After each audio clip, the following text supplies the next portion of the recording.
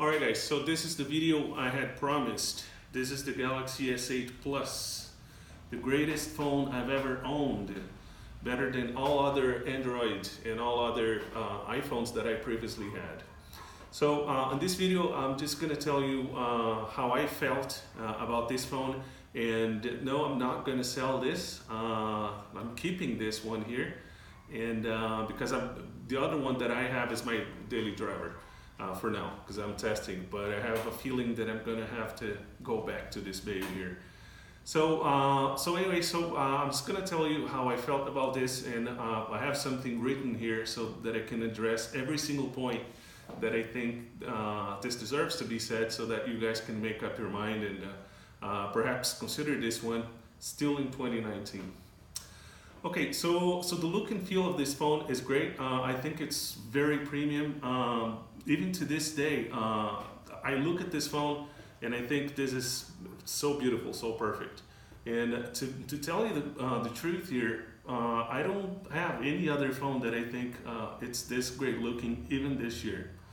So the feel is great. It feels good in the hands. It's a all glass sandwich. So you drop this, you might regret it, but it just looks beautiful. I mean, it's all screen, and it's great. It's got minimal bezels, and I think with all the bezels topic going on, I think this is the greatest looking of all of it.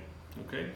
Now the screen, this is the best screen there is on the market, so no other screen is better than this one.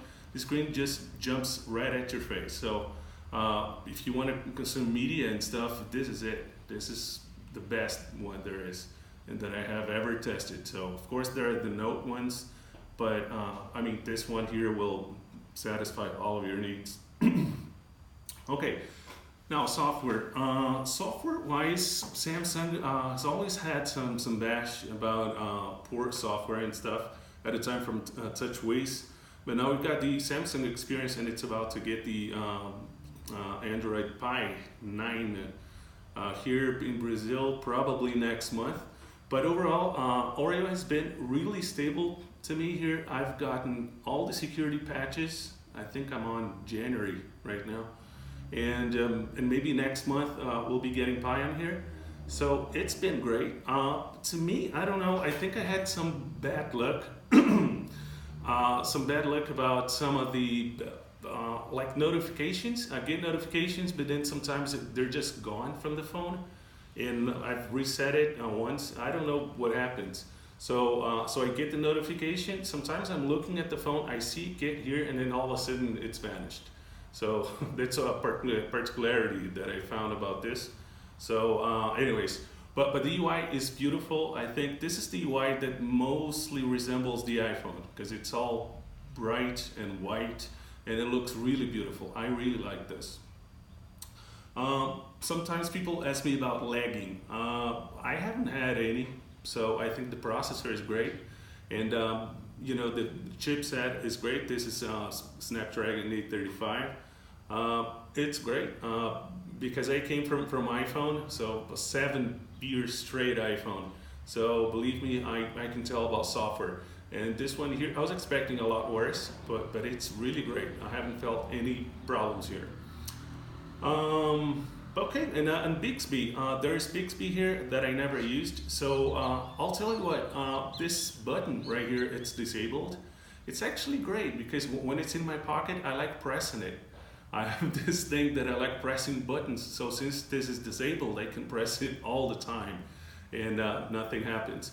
But I'll tell you this, the Bixby cards that you get, it's really cool. So it's not fully supported with everything yet, but it's nice. You get to see some news, only on Yahoo though, but you get to see the weather and your reminders, your calendar, so it's really cool. So Bixby is not all that trash. Other than that, camera. This is the best camera I've ever had in my life.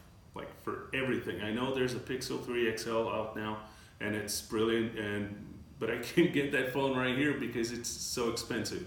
So this camera here is the go-to camera for everybody, for my family, for my friends. Everybody just wants this camera because this camera is perfect. So you probably can tell the difference now that I'm testing right now a BlackBerry Key 1 which is known to have a good camera, but I mean it's not on even in the same league. This is absurd. This is really good. Now battery time, battery life. Sorry. Battery on this phone is actually really good, and actually I don't know if I ever talked about this, but the iPhones developed some kind of neurosis in me. So because on the iPhones, in my experience, every single one of them, it's got good battery, but then after 4 or 5 months or so, it starts degrading completely, and that drove me nuts. So so when I got this, the battery life was pretty good, but then even after a year and a half in with this one, it has degraded minimally. So it's like almost the same. So it's pretty good. But of course, if you're on this the whole day, like on the weekend, sometimes I tend to be on this baby here for all day, and I'm not using my Mac. So then by 8 or 9 p.m., you need a little charge. But if you use this in a moderate use or a little heavy use, you can go by the whole day. So the battery is pretty decent. It's not the best out there, but it's pretty decent. Okay, so headphone jack and speakers. We've got a P2 here. So for all of you P2 lovers like myself, so you can still get your earphones here, and this helps a lot, because I don't think we are still at a stage that we can rely completely on Bluetooth. So we don't have a lot of good, real Bluetooth phones out there. I think from all of the ones that I've tested, and I've tested the Icon X2 and the AirPods are still the ones that really work. They're great. They're pretty independent. They work here. So so I think those are the best. So other than that, P2, great, works perfectly. And the audio in this phone here through the earphones is amazing. It's really great. Okay. The speaker. Okay, everybody talks about the speaker. Well, it's not the best one there is out there. Matter of fact, on my Key 1, the speaker is better than on this phone here. So it's funny, but I mean, it works well. It's not like terrible, you know. So it's pretty good. I really like it. And the good part about this is you only have one grill here for the speakers, and it's cool because sometimes you're listening to something and sometimes you don't want this sound too loud. All you have to do is just press with your finger here, and you cover the whole thing up. So then, so I actually found this useful. So as bad as it tends to be, there's this advantage. So final conclusion. Sorry. So this is the best phone I ever had. So for everything, it's got the best screen there is. I think the design is the best one there is here. Some people talk about the fingerprint sensor. Yeah, it is positioned in a bad place right here. I could still use it, but like using for a year and a half, I mean, it's still bad. So, but you still have face recognition and RA scanner that works pretty well, unless you're wearing your sunglasses, because I've tried it and it simply does not work.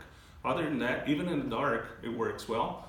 But it's a great phone overall. So it's 2019. I really think you should get it if you get it on sale, because it's as updated as possible. So this is a great phone. And I can tell you this, I'm not selling this one, so I'm testing the Q1, and I have a feeling that I might just get back to this one here again. Okay? All right, so just send me questions if you have any. This is the review of the Galaxy S8 Plus. In my opinion, the best phone I've ever had. All right, guys, I'll catch you on the next one. See you.